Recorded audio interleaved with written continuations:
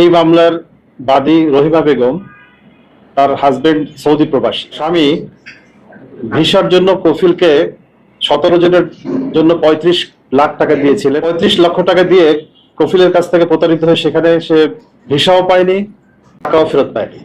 এই যে একটা হতাশ অবস্থা, বিধ্বস্ত অবস্থা, টাকা হারিয়ে একদম নিঃস্ব অবস্থা, এই পর্যায়ে এই ভিকটিম ইউটিউব চ্যানেলে আপনার অ্যাড দেখতে পায় যে সকল সমস্যার সমাধান জিনের বাদশার মাধ্যমে, জৌনপুরি মা ফাতেমার দরবার, হাবিবুল্লাহ হুজুর, সকল ধরনের সমস্যার সমাধান, প্রেমিক প্রেমিকার মনের মানুষের মিল, স্বামী স্ত্রীর যত ধরনের অমিল এগুলো দূর করা, অবাধ্য সন্তানকে বাধ্য করা, অবাধ্য কফিলকে বাধ্য করা, শত্রুপক্ষকে ঘায়েল করা, শত্রুপক্ষকে দমন করা, মানে মানুষের যত রকমের ব্যক্তিগত, পারিবারিক, সামাজিক যে সমস্যাগুলো আছে সব সমস্যা তারা সমাধান করতে পারে। আমরা ভিডিওতে আপনাদেরকে দেখাবো তাদের অ্যাডগুলা কত লোভনীয়। যদিও এই মহিলা রহিমা বেগম এই প্রতারক চক্রের খপ্পরে পড়ে 10,20,000 টাকা খুইয়েছিলেন এবং সেটাই ছিল তার মামলার বিষয়বস্তু।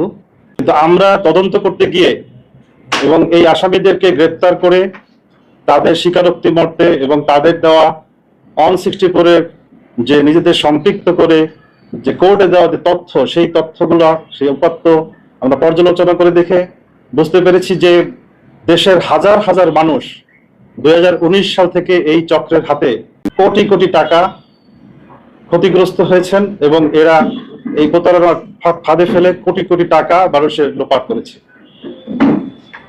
আমরা এই চক্রকে, মামলাটা যখন হয়েছিল তখন মূলত এই মামলাটা হয়েছে অজ্ঞাতনামা আসামিদের বিরুদ্ধে, এটা তেজগাঁ থানায় হয়েছিল। আমরা জনগুরুত্ব বিবেচনা করে স্বপ্রণোদিত হয়ে আমরা স্ব-উদ্যোগে এই মামলাটা আমরা পিবিআর পক্ষ থেকে গ্রহণ করেছিলাম এবং এই অজ্ঞাত আসামিদের বিরুদ্ধে নানা তথ্যপত্র সংগ্রহ করে আমরা তাদের বিরুদ্ধে অনেক অভিযান পরিচালনা করেছি। ঢাকার বিভিন্ন স্থানে, নারায়ণগঞ্জ, গাজীপুরের বিভিন্ন স্থানে এবং সর্বশেষ আমরা ভোলা বোরহানউদ্দিন থেকে এই চক্রের 3 জনকে আমরা গ্রেপ্তার করেছি। তাদের কাছ থেকে আমরা 4টি ফোন সেট পেয়েছি, বেশ কয়েকটি বিকাশ নগদের অ্যাকাউন্ট পেয়েছি, এগুলো আমরা স্টেটমেন্ট পেয়েছি, সঠিকতা যাচাইয়ের জন্য আমরা সেই স্টেটমেন্টগুলো পেয়েছি যেগুলো আমরা প্রমাণ করতে পারবো।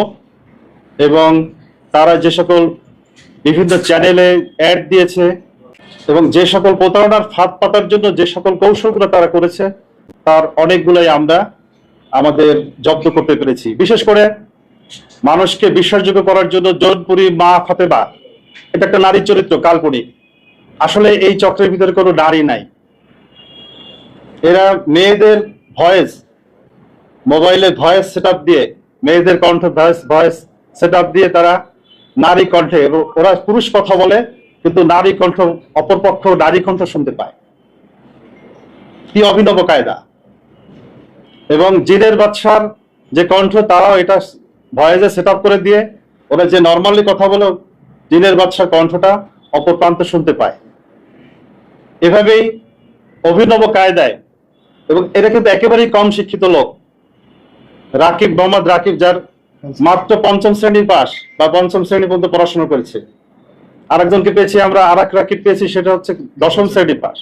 এরা অন-64 করেছে এবং এরা একই গ্রুপের লোক।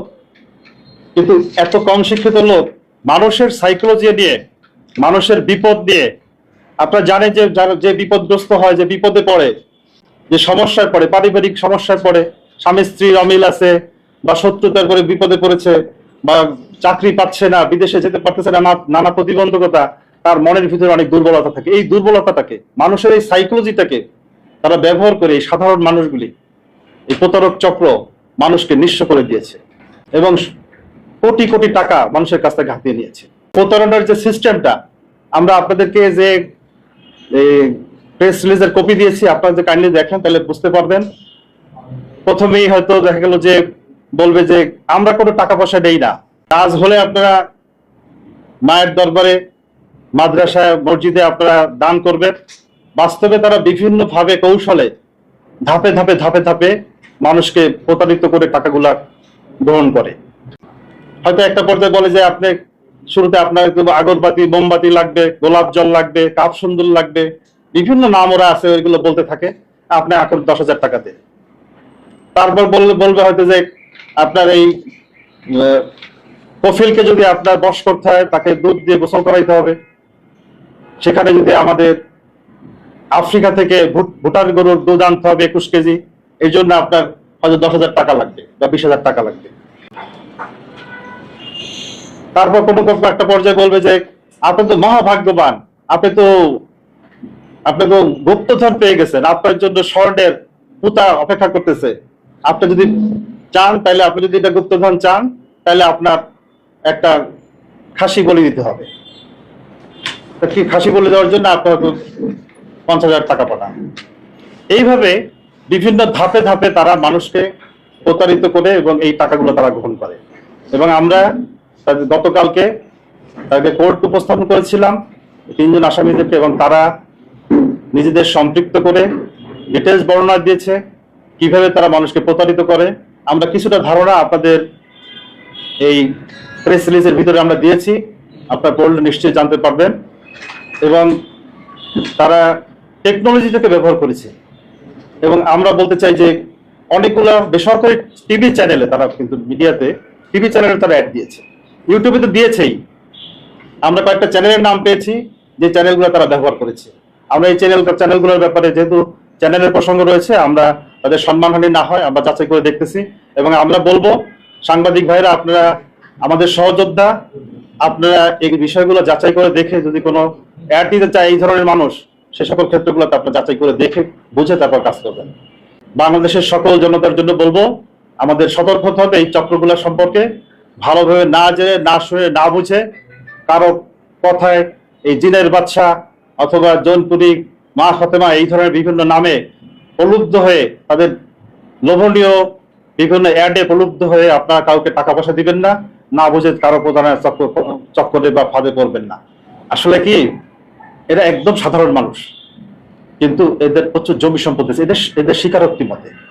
আমরা তো প্রত্যেকের সম্পত্তি নিয়ে এখন পর্যন্ত আমরা ওই ধরনের ডিটেলসে যেতে পারি নাই, কিন্তু তাদের স্বীকারোক্তি মতে তারা প্রচুর সম্পত্তি করেছে এবং এই টাকাগুলা তারা ভাগ্য করেছে এবং অনসিক্সটি করে তারা স্বীকার করেছে, কোর্টই স্বীকার করেছে। না মানে ওই যে ট্রানজাকশনের প্রশ্নে আমাদের কাছে কোটি কোটি টাকা ট্রানজাকশনের স্টেটমেন্ট আছে। হ্যাঁ, অনেক টাকা ট্রানজাকশন করেছে। এবং এই এক্সাক্ট আমি ফিগারটা বলছি না, যেহেতু এটা একটা এক্সাক্ট ফিগার আপনাদের ক্যামেরার সামনে বলা ঠিক হবে না আমরা ভালোভাবে যাচাই না করে।